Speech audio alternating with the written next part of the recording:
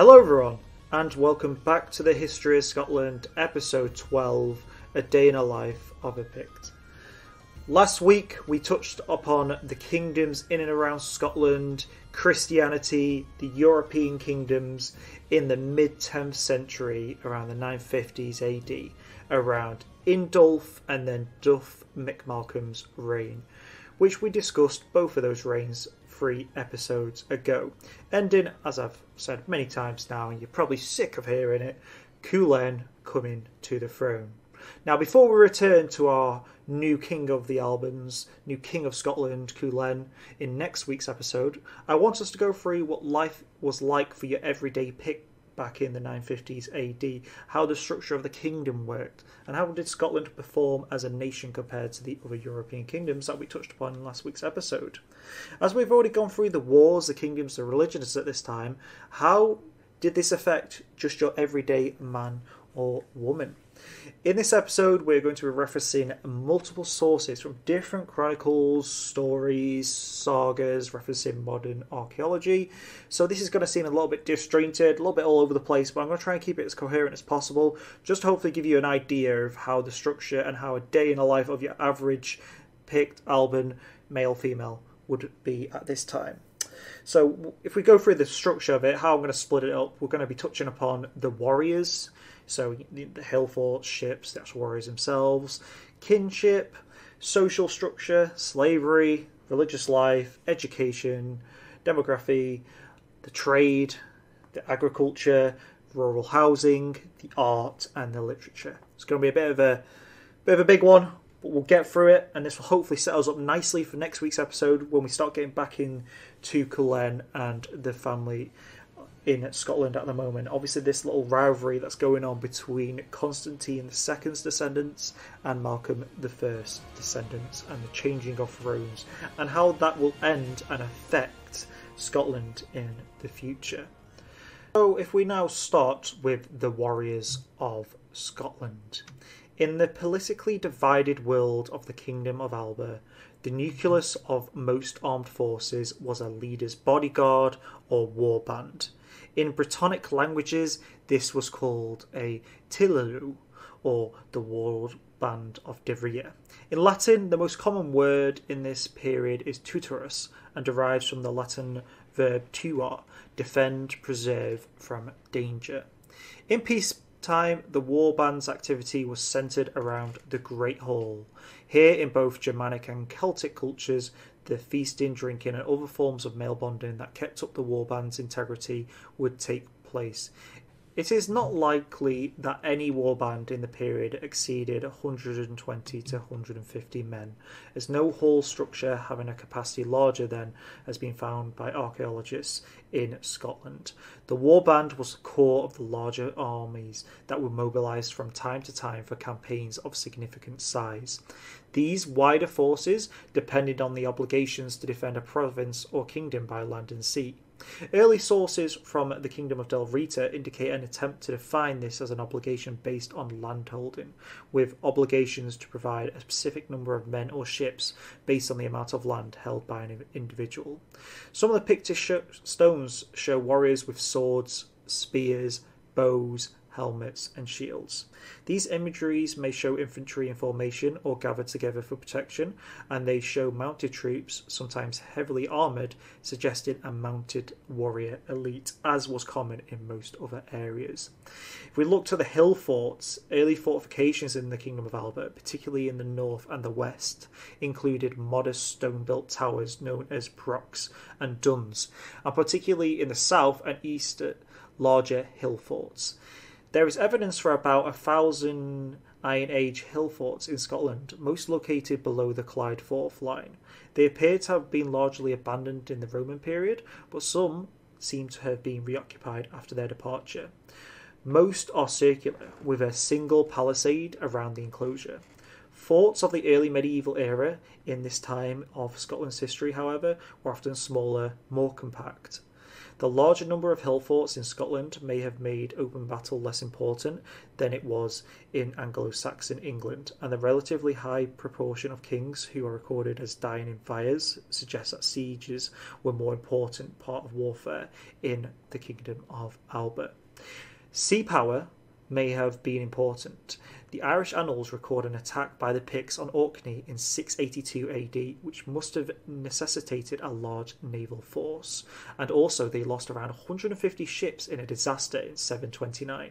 Ships were also vital in the amphibious warfare in the Highlands and islands in and around Scotland, and it indicates that the Del Rita had a shipmaster system that obliged groups of households to produce a total of 177 ships and 2,400 men on average.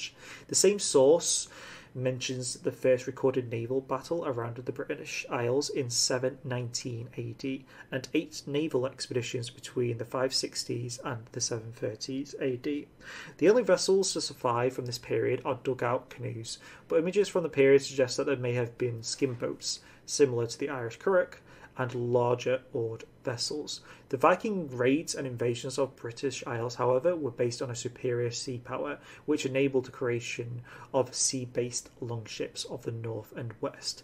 The longship, the key to the Viking success, as we all know, was a graceful, long, narrow, light wooden boat with a shallow draft hull designed for speed.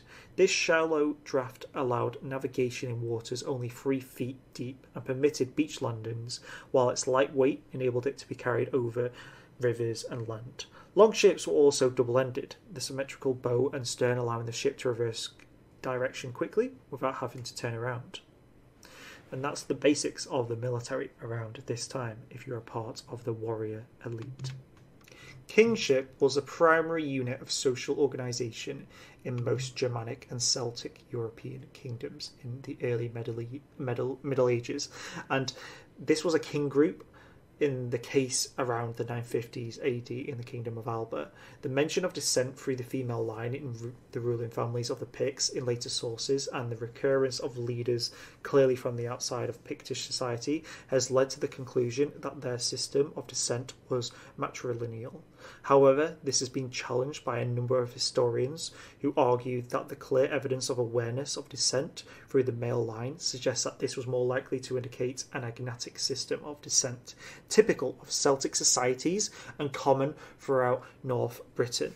And through the social structure, the scattered evidence, including the records in the Irish annals and the visual images like the warriors depicted in the Pictish stones, they suggest an upper ranks of society formed of the military aristocracy, whose status was largely dependent on their ability and willingness to fight. And we've seen that with some of the kings that we've touched on so far in the Kingdom of Albert, and we'll continue to see that pretty much up until the King Robert de Bruce, where things start to change a little bit differently.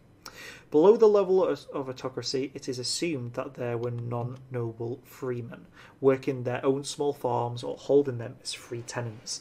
There are no surviving law codes from Scotland, sadly, in this period, but as it was in Anglo-Saxon England, we can kind of base some of that upon how the Anglo-Saxons structured it, but also such codes in Ireland and Wales indicate that freemen had the right to bear arms, represent themselves in law, and to receive compensation for murdered kinsmen.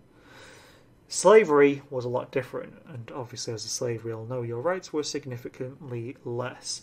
What's cool about slavery in terms of the information in history, other than it being obviously a terrible part of history, is the depiction in Roman society. Slaves became in Roman society they had a lot more rights, and they had a pretty easy path to becoming free.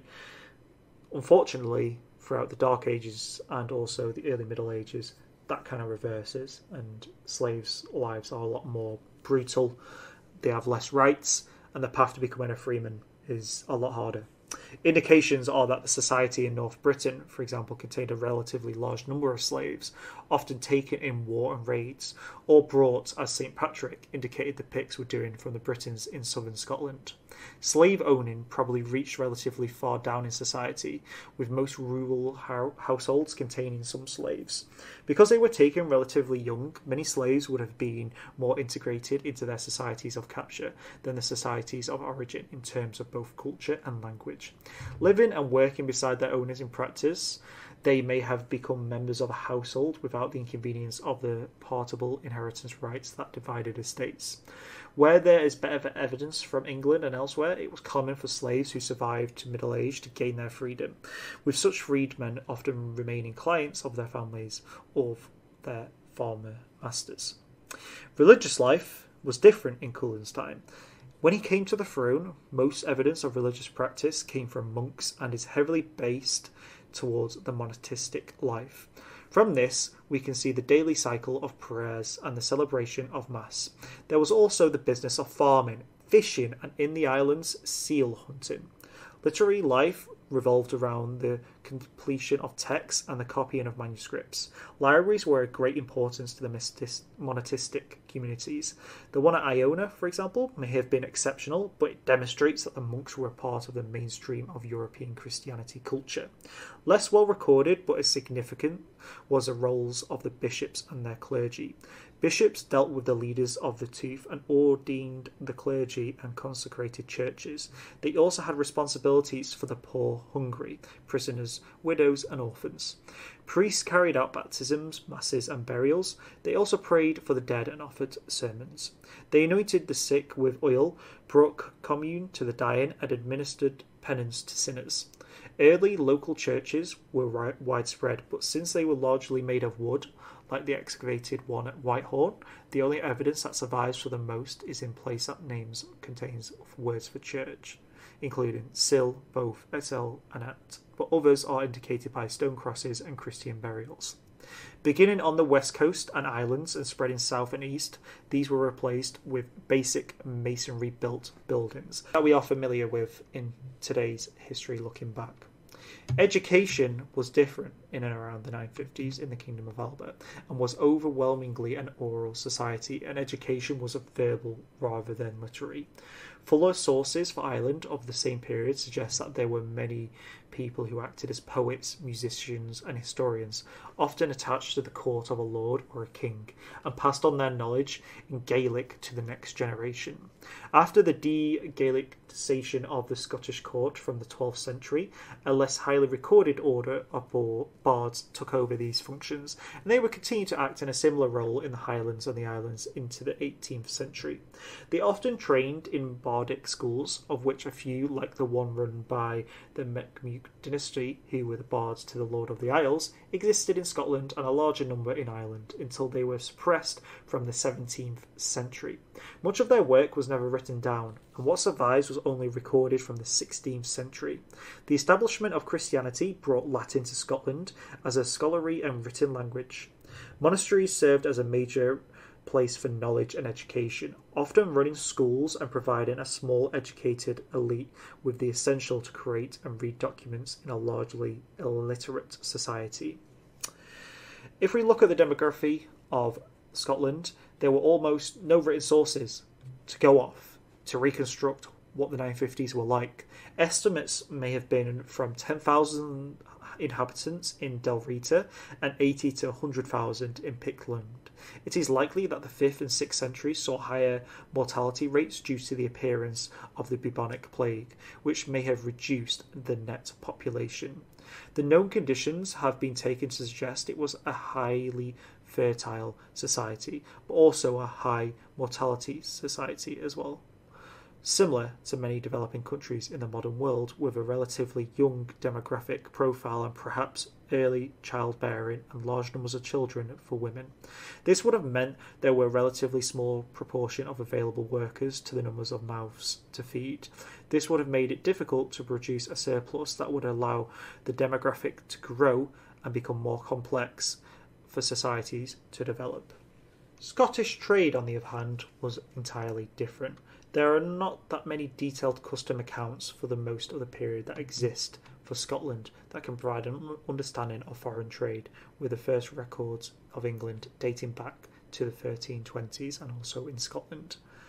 Anecdotal and archaeological archaeological evidence gives some indication of the nature of trade for the early Middle Ages. The rise of Christianity meant that wine and precious materials were imported for use in religious rites, and there are occasional references to journeys to and from foreign countries, such as the incident recorded by Aboman in St. Columbia, who went to a port to await ships bearing news and presumably other items from Italy. Imported goods found in archaeological sites of the period include many glass items, iron, precious metalworking.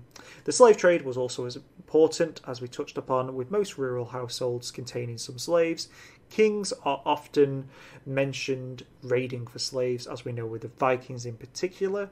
A letter of St. Patrick indicates that the Picts were buying slaves from the Britons in what is now southern Scotland, so the Kingdom of Bernicia is one of them. The slave trade in the Irish Sea may have been stimulated by the arrival of the Vikings from the late 8th century and would continue to dominate for the next century. Agriculture in the Kingdom of Alba was a lot different. Scotland is roughly half the size of England and Wales if you have a map, and has approximately the same amount of coastline, but only between a fifth and a sixth of the amount of the arable or good pastoral land under 60 metres above sea level, and most of this is located in the south and east. This made marginal pastoral farming and fishing the key factors in the pre-modern economy. Its East Atlantic position meant that it had a moderate rainfall. Today, about 700 millilitres per year in the east and over 1,000 millilitres in the west. This encouraged the spread of the blanket peat bog, the acidity of which, combined with a high level of wind and salt spray, made most of the western islands treeless.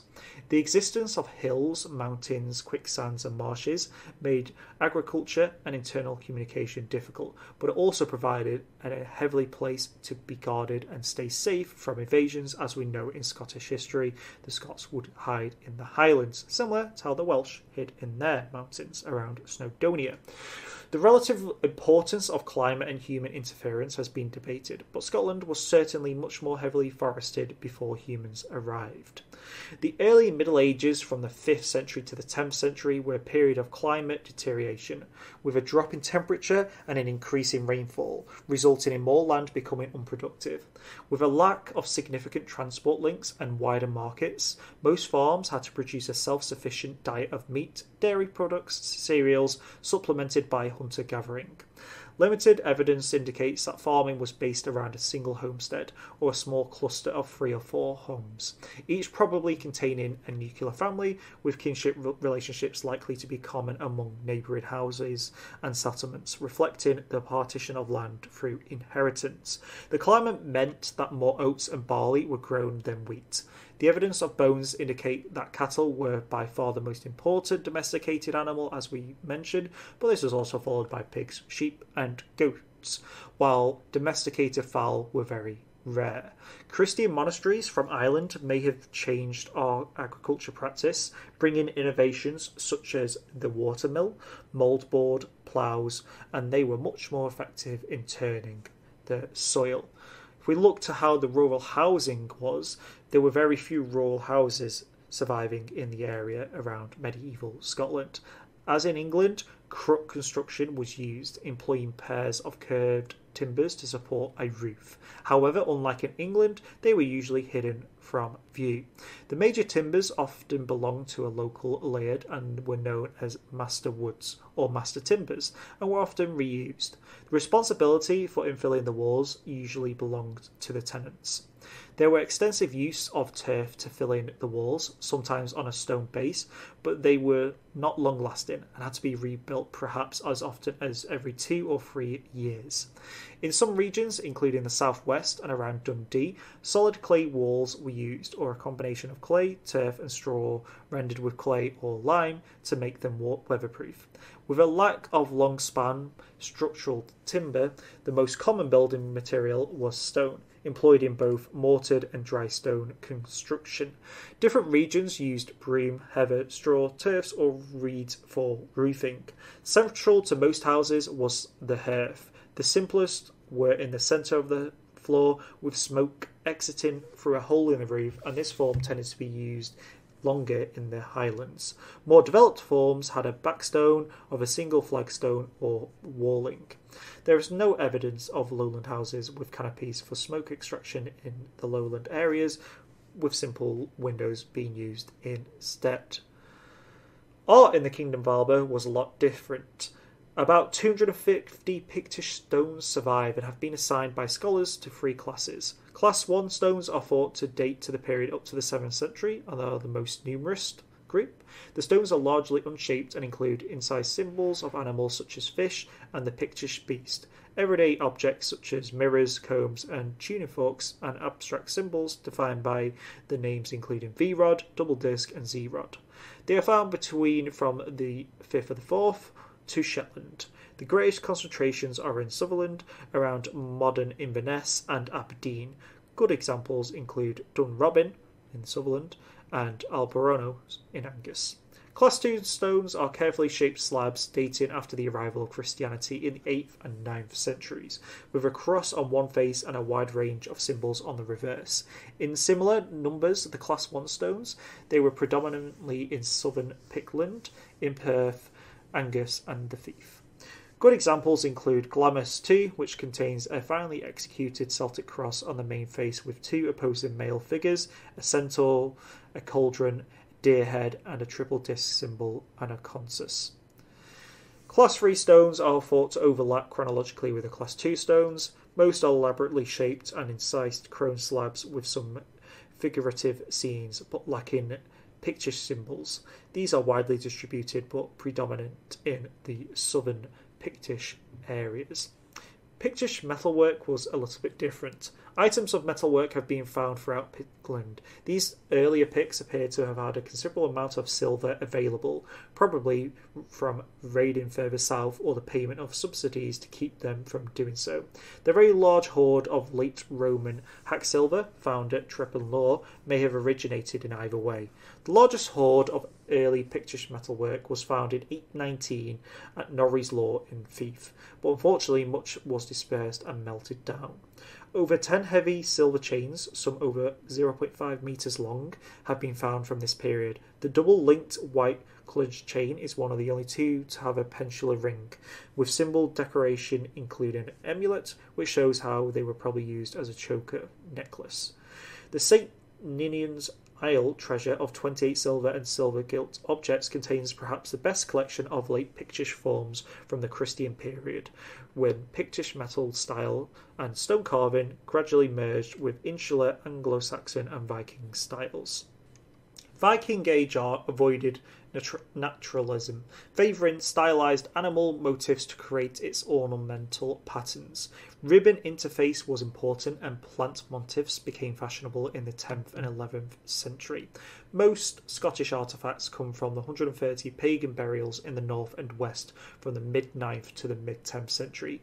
These include jewellery, weapons, occasional elaborate high statue items. Among the most impressive of these items is the Scarboat burial on Orkney, which contained an elaborate sword, quiver with arrows, a brooch, bone comb, gaming pieces and a scar dragon plaque made from whalebone, which was probably made in Scandinavia.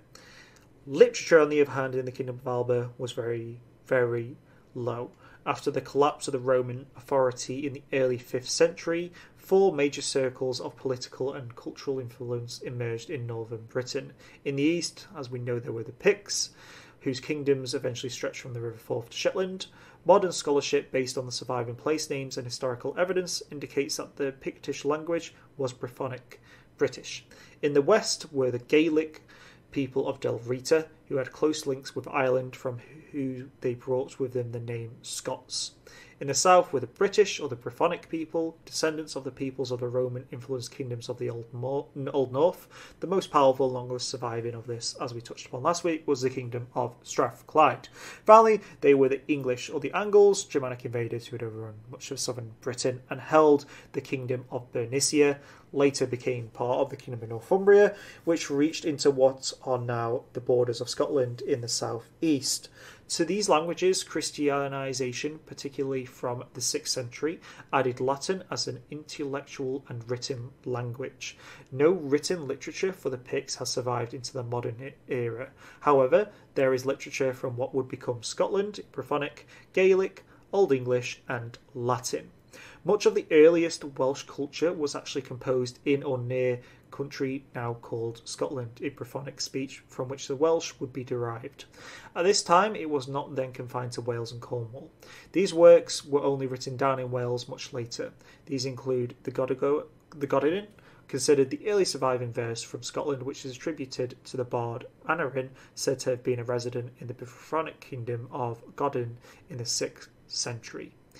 In Old English, there is a dream of the Rood, which lines are found in the roof well cross, making it the only surviving fragment of the Northumbrian Old English from early medieval Scotland. It's also been suggested on the basis of references that the poem, The Seafarer, was composed somewhere near the base rock in East Lothian.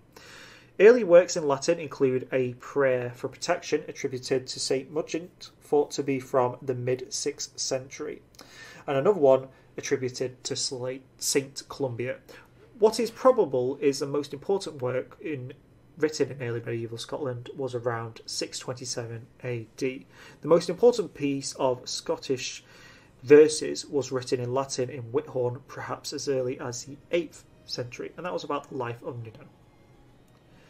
So ends our day in the life in the Pict, giving you guys hopefully an understanding of the structure for Scotland at this time. This also ends our special episodes about life in general and kingdoms in the 950s AD. Hopefully this is giving you a better understanding on the grander politics, structure and day-to-day life in Scotland at this period of time in the 9th century, just as these kingdoms, including the Kingdom of Alba, were becoming more recognised on a European scale. Like I said last week, we will try and do one of these around the 12th, 13th century to give you an update on how things have changed since then.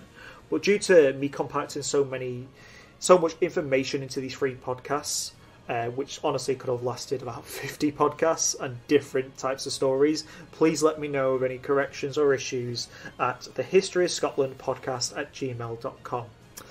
Next week, we finally return to our story and carry on with our new King of Alba, Culen, and the family of internal wars between Constantine II, Indulf's side, and Malcolm I's side, which will end in the entire family falling apart and the House of Dunkeld rising to take its place. Please, as always, leave a review if you can on Apple Podcasts, Spotify, Podbean, Amazon Music, and Google Podcasts. As always, our shows are always available weekly on those platforms. Other than that, all is to say is look out for next week's episode around Friday, Saturday. Have a great week, stay safe, hope you're all doing well, and I will catch you all on the next one. Peace.